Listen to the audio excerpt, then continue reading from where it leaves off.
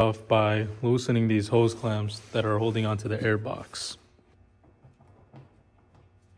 You've done that, just slide this back. Make sure to do that on this side as well.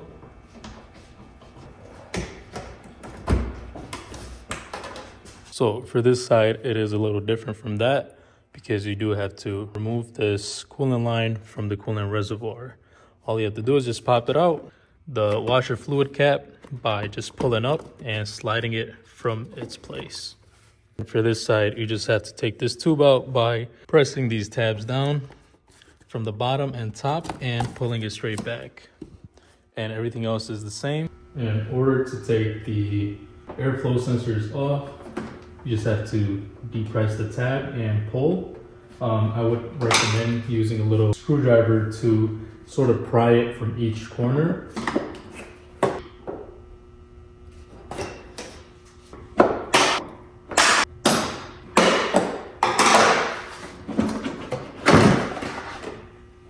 Pull out and take the whole air box off. And taking the filter out as well so you don't damage it in the process, because we do have to take off the coolant reservoir. Taking out all the tabs. Easiest way to do it is just use a flathead screwdriver and pry it out, and they should all come out. You don't have to take the air filter out for this side since we won't be taking anything else out. Once you've done that, to get more room, I would recommend taking the coolant reservoir out, but not disconnecting it from any of the lines, so you have more access to the hose clamps that are holding on to the plenum.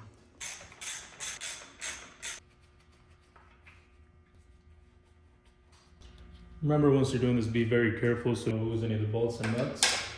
Once you've taken out the bolts and nuts that are holding it on, remember to take this sensor off right here. All you have to do is twist it and it should just pull straight down. You can now move this to the side and take the coolant reservoir out. It does need a little bit of wiggling, but you should be able to take it straight out. And all you have to do is now just keep it to the side just like this. You don't have to disconnect anything else and move it any further, because now you have access to reach the back. Once you have access to both sides now and you have plenty of room to work around, you should be able to see the hose clamps that are holding on to the plenum. There are 5 on each side, so make sure you loosen every single one of them before you do anything else.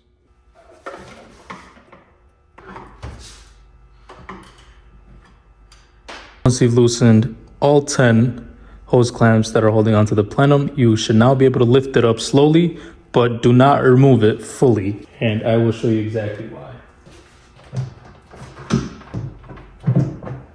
If you look closely under the plenum, you do have to remove these tubes right here by just depressing this tab and pulling it straight down. Just like that. You have removed the front tubes. There is 2 hoses right back here. There's one right here where my finger is, and there is this one. I would recommend using a hose clamp plier, or just a regular plier works, but it's just a little bit harder. So once you use one of these, you can now just pull this hose straight back, and you should now be able to reach the back one as well.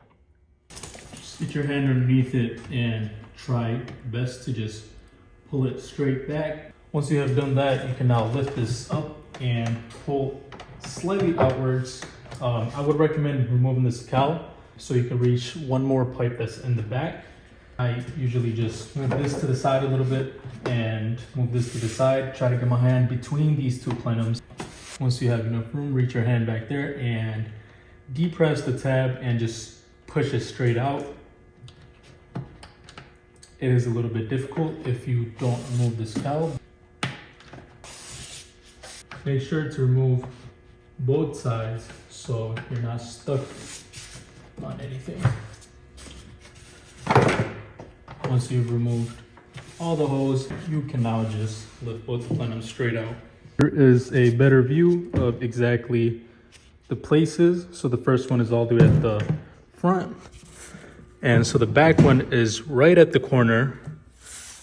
That are these two pipes right here. You do have to disconnect those, and these two right here that are this hose right here and this hose, and it is the exact same thing on the other side.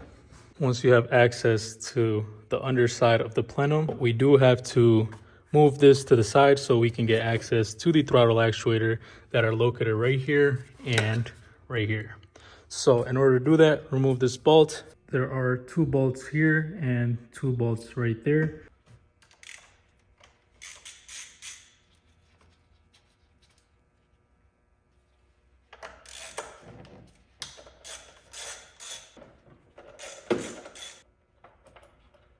If you look closely, these 2 bolts are slightly different.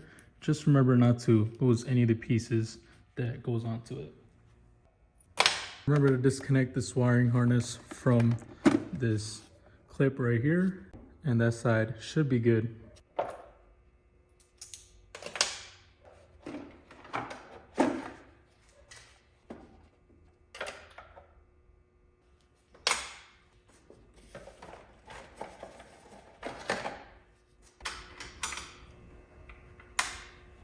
Use a trim tool or a flathead screwdriver. You should be able to take this wiring harness out and this wiring harness out right here. Do not disconnect it fully. We just need room to keep this up. Once you have loosened this and this wiring harness, you now need to disconnect these right here. There should be 3 in total. Just disconnect those.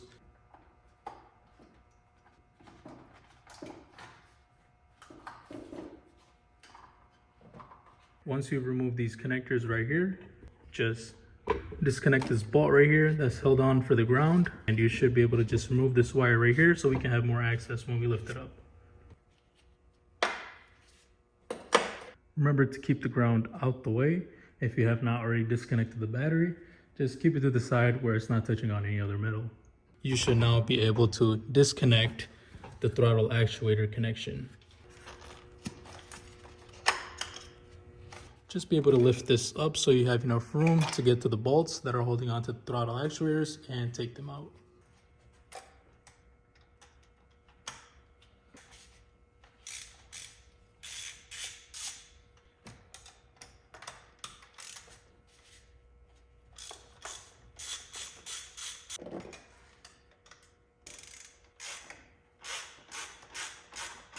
Disconnect the throttle actuator arms. So what I like to do is grab it and kind of pull it back. Do the same thing to the other side.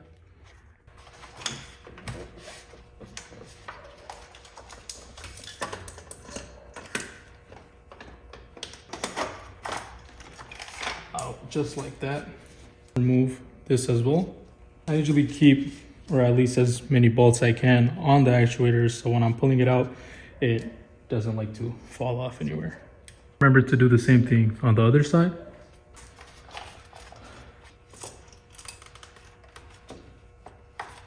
Just try your best to just wiggle the throttle actuator up and out.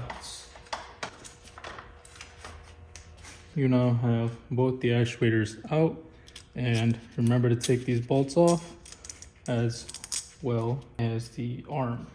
Once you have gotten your replacement actuators, it is the same exact process as putting it back in. Just remember to do everything backwards, and remember everything is connected. I like to put the arms on as well.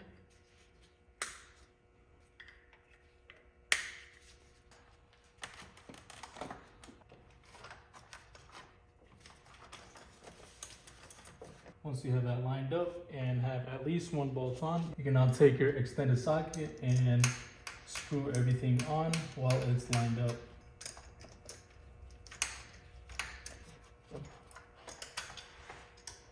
You can now pop this back in. Make sure you hear the click when you do pop in. Wiggle a little bit, make sure it's on there properly. Go ahead and tighten those bolts that you just placed.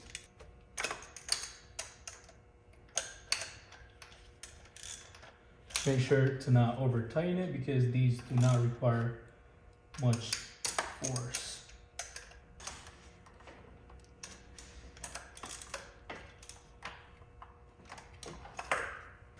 You can now go ahead and put your other actuator back on.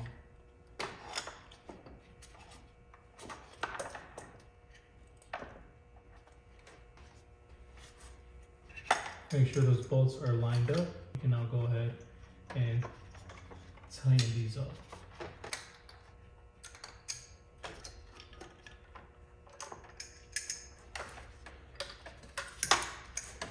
Make sure the arm is connected. Remember to hear the click, wiggle a little bit, make sure it's on there. Put the throttle actuator connectors back on. Make sure to hear a tiny little click.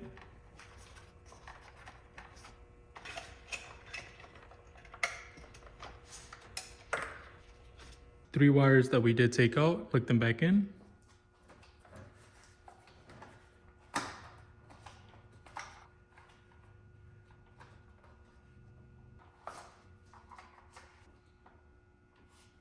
And now go ahead and put your ground back on. There are the two wires that we originally disconnected. Make sure those go right back on its original place.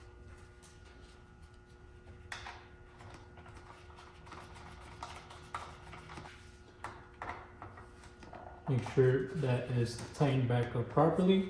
Doesn't have to be too tight. What I like to do now is test the throttle actuators by putting the car on accessory mode without turning the car on. I know the code for this sensor and that sensor over there will pop up, but that's completely fine. Once we put everything else back on, we will get rid of that code with a scanner. But make sure all these connectors are connected, including the ground, so we can now go ahead and just test the throttle actuators before we put everything else back on.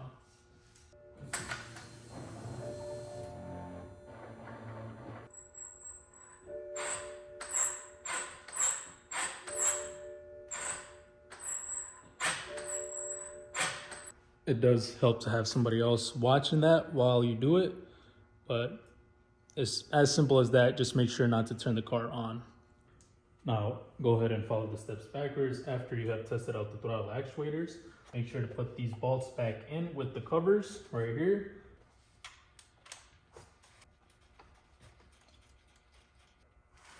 Remember to clip the wiring harness back on. Listen for the click. Place this back in. It goes under the second plastic piece that is covering the spark plugs. Remember to put this underneath that and line it up with the holes. Once you've done that, just put the bolts back in. Remember not to lose anything.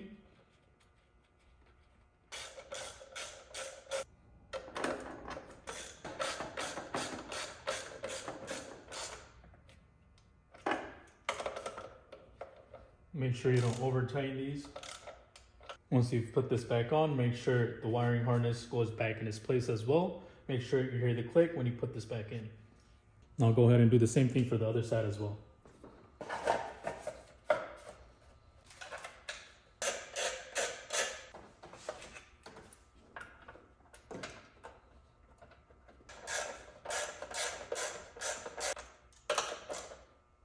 Make sure to not over tighten it. Now to put the plenum back on and make sure you connect everything that we originally disconnected. Make sure it is seated properly. Once you go ahead and just push it back in.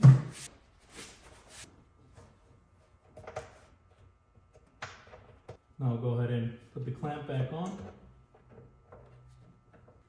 And now go ahead and repeat the same steps on the other side. I like to move this out the way once again, just so I can reach the back and put the connector back on.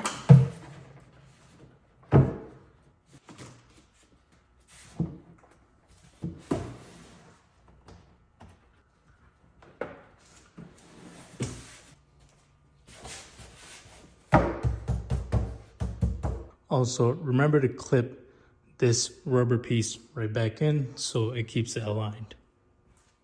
Make sure both sides are back on properly, and now you can go ahead and connect those last two hoses that are connected right back there.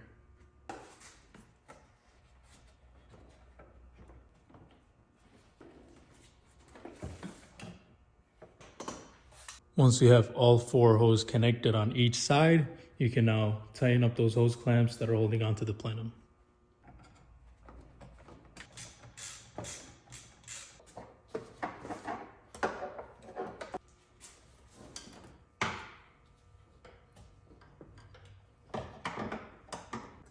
Once you have tightened both sides, make sure to put the hood cowl back on.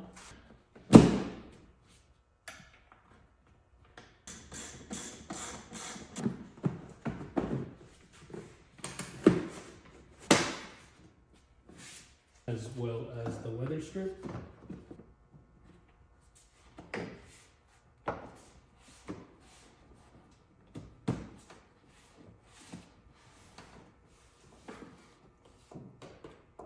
Once you have placed all that back together, remember to put the coolant reservoir back on. Remember to place the coolant reservoir sensor back on by twisting it in the opposite direction it was originally put on.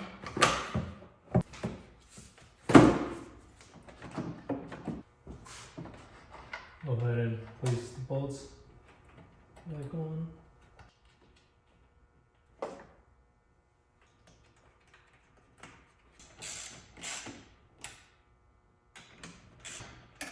Once the coolant reservoir is back on, you can now place the air box with the filter on this side and just the air box on that side.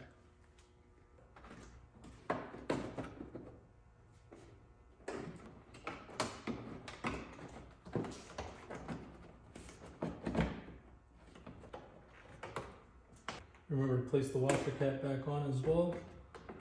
That is connected to the air box. Also click in the coolant lines as well as the sensor. Make sure to hear the click once you push that back in. And now you can go ahead and tighten the hose clamps.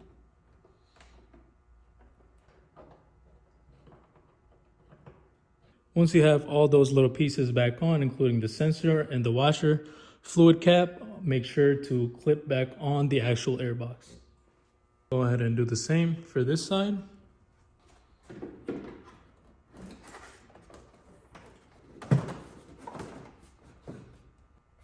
Make sure you connect the sensor back on and listen for the clip. Now you can put on all the tabs. And make sure you connect this hose as well. Listen for the click. And this side is good. Now that you have every little piece back on, make sure those tabs are connected, including the wirings. And you will get a code for this since we did test out the car before putting this on.